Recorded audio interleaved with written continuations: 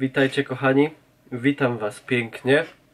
Ostatnio, na ostatnim filmie żeśmy się trochę pośmiali, pożartowali, ale no nie można generalnie się całe życie śmiać. Także dzisiaj trochę bardziej na poważnie. Nawet można powiedzieć, że będę robił trochę to, czego bardzo nie lubię robić, czyli trochę może nawet narzekał. Także to będzie jeden z tych takich dłuższych i bardziej filozofujących vlogów, także możecie sobie przyrządzić jakąś herbatę, kawę, albo wziąć sobie piwo, czy tam nalać whisky. Broń Boże, nie żebym zachęcał do spożywania alkoholu. Nigdy w życiu, jak na przykład wiecie dobrze, że w moim życiu nie ma miejsca na alkohol. Psy się drą za oknem. O, słuchajcie, taka krótka historia. Wczoraj zmierzałem na dworzec autobusowy w Bytomiu i no, kawałek do niego mam, żeby się do niego dostać, także sobie spacerowałem gdzieś tam bytomskimi ulicami i dotarłem do ulicy Dworcowej. Ja generalnie lubię architekturę, lubię ładnie wyglądając, nie jestem jakimś specjalistą, ale takim, jak to się mówi, laikiem, fanem architektury, w sensie lubię jak coś ładnie wygląda, lubię zawiesić oko na jakimś ładnym kościele, jakiejś ładnej starej szkole, kamienicy, no takim fanem ładnych budowli, jakich wielu, bez jakiegoś większego czy poważniejszego wykształcenia w tym kierunku, także sobie ten Bytom, pomimo że znam go już dobrze, bo się tu urodziłem i wychowałem i spędziłem całe życie, już go trochę znam, ale zawsze gdzieś tam oko zawieszę, a Bytom pełny jest bardzo urodziwych i bardzo zaniedbanych, do czego właśnie zaraz będę zmierzał, budowli i miejsc. I przechodziłem tą ulicą, nią zawsze łazi, porusza się dość dużo ludzi i przechodziła taka para, małżeństwo, myślę, że małżeństwo, no tak wyglądali, starsi gdzieś, tak myślę w okolicach 60, może po 60, nie wyróżniający się niczym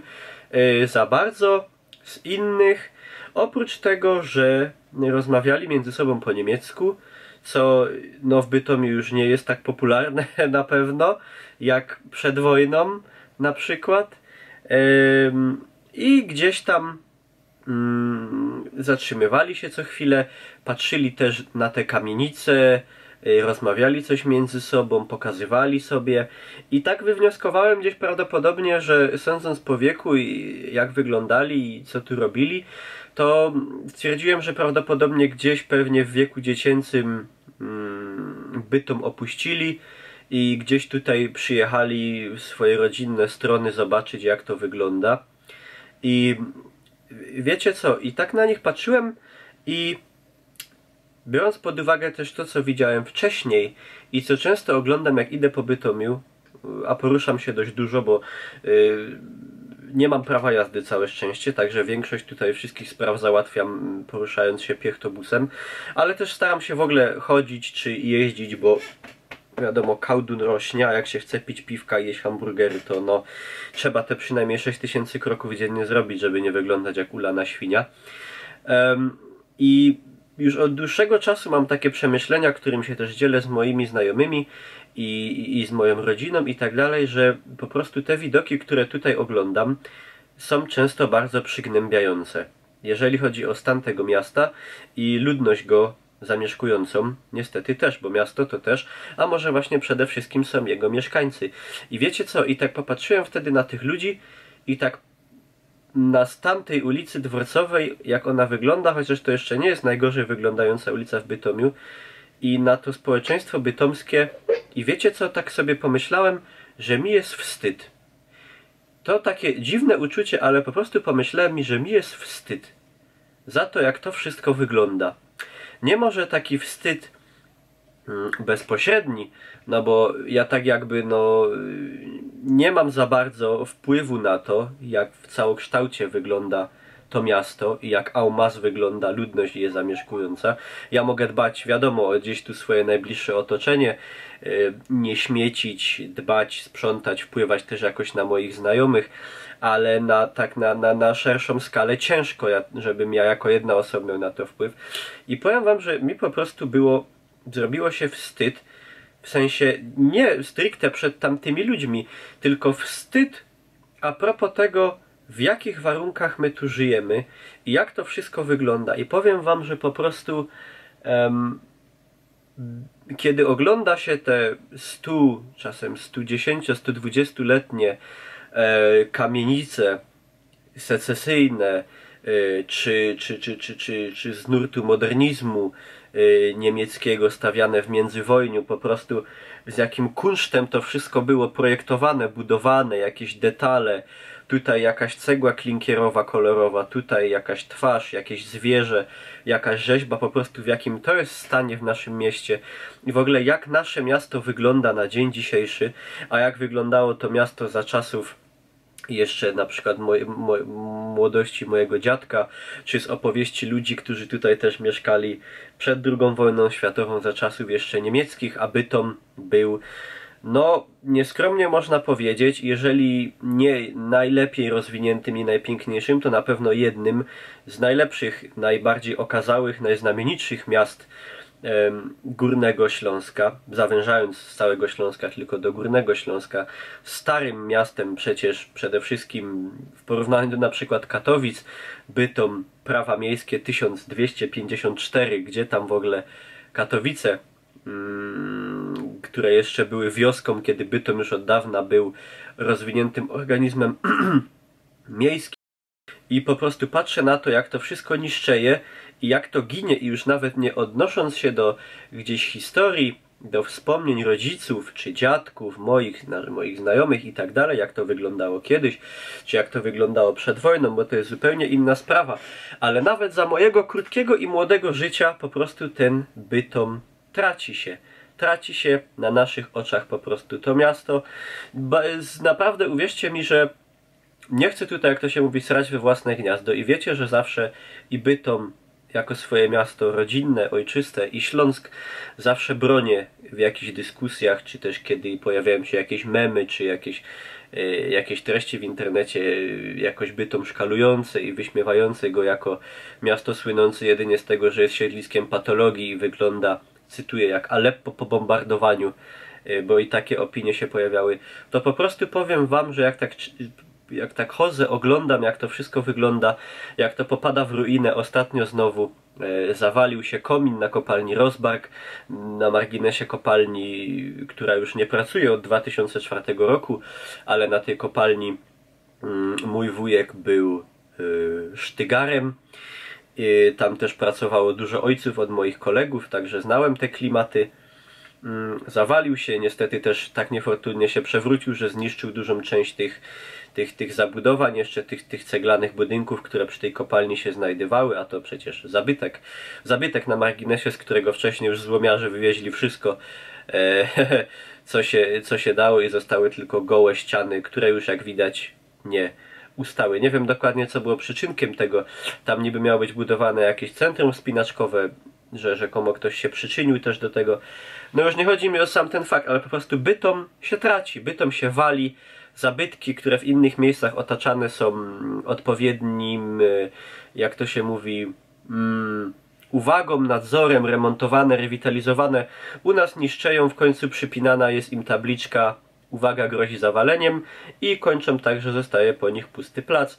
Widzę na przykład browar dawny bytomski, który jeszcze ja pamiętam jak przez mgłę, który znajduje się naprzeciw, nieopodal Urzędu Miasta, który jeszcze tylko gdzieś można na nielicznych zdjęciach w internecie znaleźć, który gdzieś przypominał swoim kształtem taki mały zameczek. Było w nim produkowane tak samo za czasów niemieckich, jak i jeszcze powojennych oryginalne bytomskie piwo, które jeszcze dobrze pamięta na przykład mój dziadek. Nie wiem, jak w ogóle do tego doszło, że coś takiego, zabytek na taką skalę został wyburzony, zrównany do gołej ziemi. Tam w tym momencie teraz znajduje się sklep Aldi, ale po prostu, moi drodzy, Bytom się traci i taki jest fakt. I jeszcze abstrahując już od tego, jak wygląda stan tego miasta, to znaczy one się po prostu wali, gdzieniegdzie jakieś inwestycje, tu odnowiono jedną kamienicę, czy tutaj jakiś jeden budynek wybudowano. Zawsze mnie to bardzo cieszy, ale moi drodzy, w większości wygląda to naprawdę bardzo źle. A to, co zostaje odnowione, to za chwilę zostaje zdemolowane, zabazgrane jakimiś bohomazami, kutasami HWDP i tak dalej. Niestety wielu ludzi tu mieszkających nie ma totalnie jakiegokolwiek poszanowania do własności publicznej, tak zwanej. Nie tylko tu, na pewno, no ale mówię o swoim tutaj mieście rodzinnym, które znam najlepiej. I też społeczeństwo, które obserwuję jakoś poruszając się po mieście, po prostu zasmuca bardzo i często nawet można powiedzieć łamie serce. I to nie o to chodzi, moi drodzy, żebyście pomyśleli, że chodzi mi o ludzi biednych. Nie chodzi mi o biedę w sensie finansowym, niedostatku pieniędzy, bardzo skromnego życia i tak dalej, bo to nie jest żadnym grzechem ani występkiem. Bieda często to jest jakoś od ludzi niezależne, ale można być biednym w tym sensie finansowym i bardzo skromnym, z ograniczonymi, jak to się mówi, środkami, ale żyć jakoś godnie i porządnie, a niestety to, co obserwuję na ulicach często, to jest patologia. To jest patologia, to są gdzieś po prostu no, ludzie pod wpływem alkoholu i innych środków brudni, brzydko powiem, zaszczani, zasrani, popuchnięci, którzy gdzieś się włóczą, śpią na ławkach na Dworcowej, na rynku, żebrają gdzieś po pieniądze na bułkę w płynie oczywiście, jacyś żebrzący cyganie i po prostu no to jest, z moich obserwacji to jest niestety bardzo duży odsetek mieszkańców tego miasta i po prostu to w połączeniu z tym jak to miasto wyłania się z opowieści rodziców, dziadków, czy gdzieś z informacji, które uda się przeczytać w książkach na internecie, że po prostu jak z 760-letniego miasta, średniowiecznego, starego naprawdę miasta, którego początki już gdzieś pierwsze zapiski są datowane Grodu Bytomskiego na wiek XI, miasta, które słynęło jako miasto srebra, gdzie krążyły takie legendy, że po prostu w Bytomiem było tyle srebra, że rodzice swoim dzieciom w piwnicach gdzieś podkopywali srebro i odlewali im kołyski z tego srebra. To oczywiście są jakieś takie legendy, podania, ale to wskazuje na to, jak to miasto było bogate.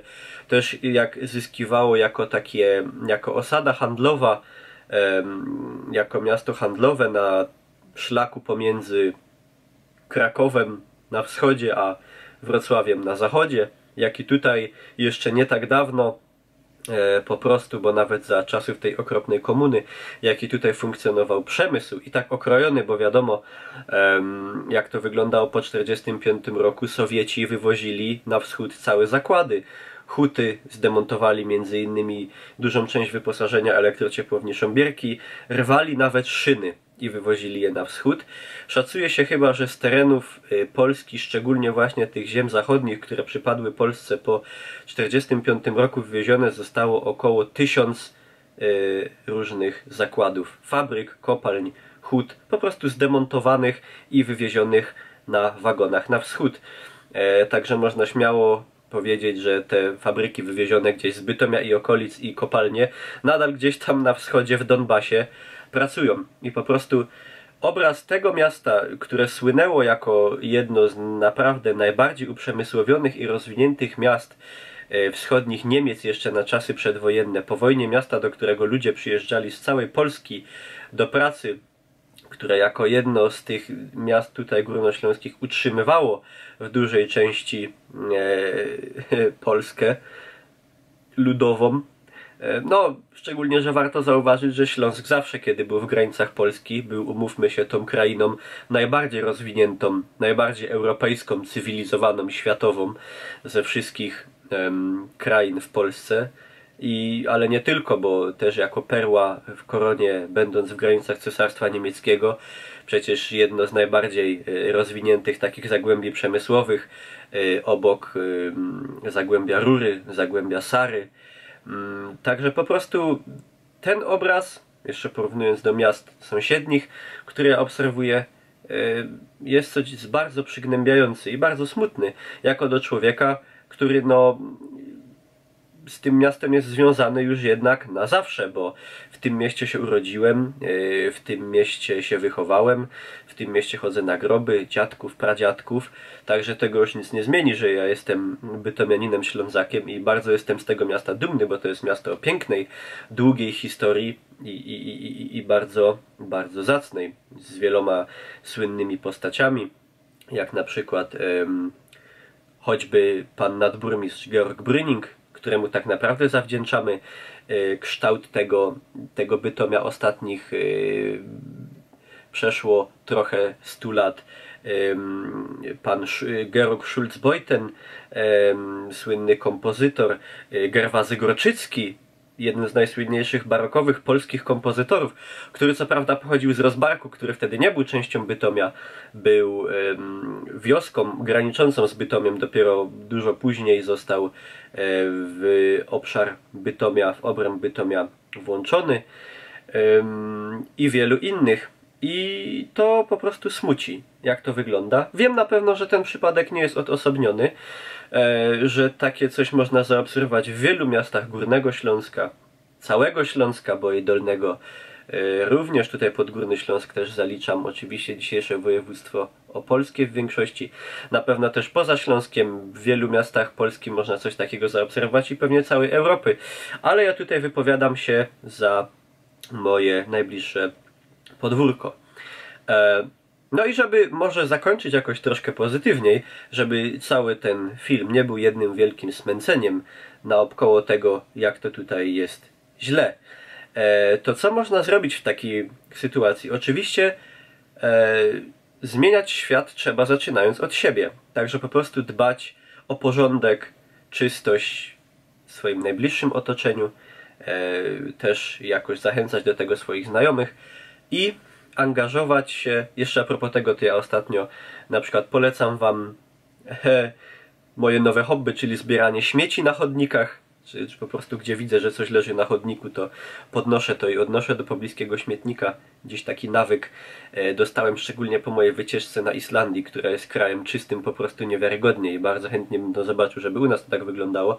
A Bytom niestety miejscami jest również miastem niesamowicie brudnym i zabrudzonym stricte z winy ludzi, bo kiedy ja widzę coś takiego, że ktoś idzie w galerii handlowej, rozpakowuje cukierka i papierek z niego rzuca sobie pod nogi, czy coś takiego samego robi we własnym domu? Nie sądzę, no ale być może skądś w końcu takie zachowania się biorą. No ale to jest jeszcze kwestia, jak ludzie podchodzą w Polsce w ogóle do poszanowania własności publicznej, czyli jeszcze pokłosia tego komunistycznego przyzwyczajenia, że jak coś jest publiczne, czyli jest wszystkich, czyli jest niczyje, czyli nie trzeba o to dbać, i to zanim się zmieni do poziomu na przykład krajów skandynawskich, to myślę, że jeszcze dużo wody niestety upłynie. Także dbać o swoje najbliższe otoczenie w miarę możliwości i angażować się w takie, jak to się mówi, w takie jakby działalności, w takie opcje, które dają szansę na poprawę tego stanu. Na przykład został w Bytomiu uchwalony budżet obywatelski na wysokość 4 milionów złotych.